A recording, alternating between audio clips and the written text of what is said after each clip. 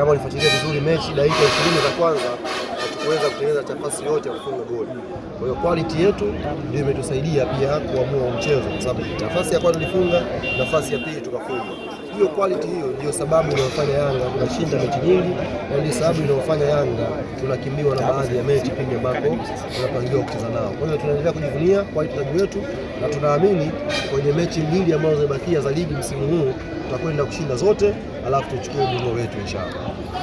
Mechi mbili zilizosalia, kwa maana ya kwamba kuna baadhi ya mechi ya Tanzania Prison ambayo itapigwa away Mbeya, na mechi ya mwisho ya msimu dhidi ya Dodoma Jiji ambayo itakuwa ni mechi ya nyumbani kwa Yanga.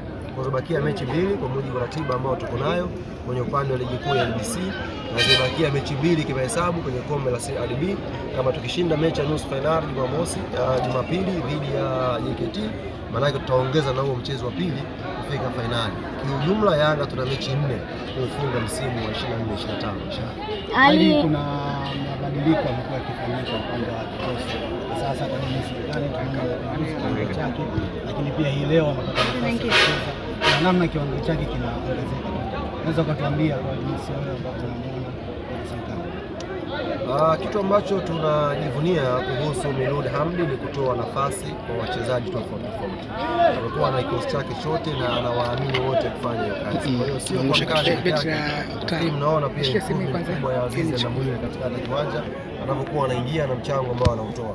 Kwa kila mchezaji ambaye kwenye bench la Milud Hamdi anufaika na uwepo wake wa kumpa nafasi. Kwa hiyo tunaamini kuelekea mwisho wa msimu watakuwa wamepandisha viwango vyao, na hata panga likija kupita kuna mtu huenda akabaki kwa sababu tu ya mechi hizi za mwisho, kwa sababu ameonyesha kupanda kiwango na ikawa ni faida wake na faida wa klabu kwa ujumla.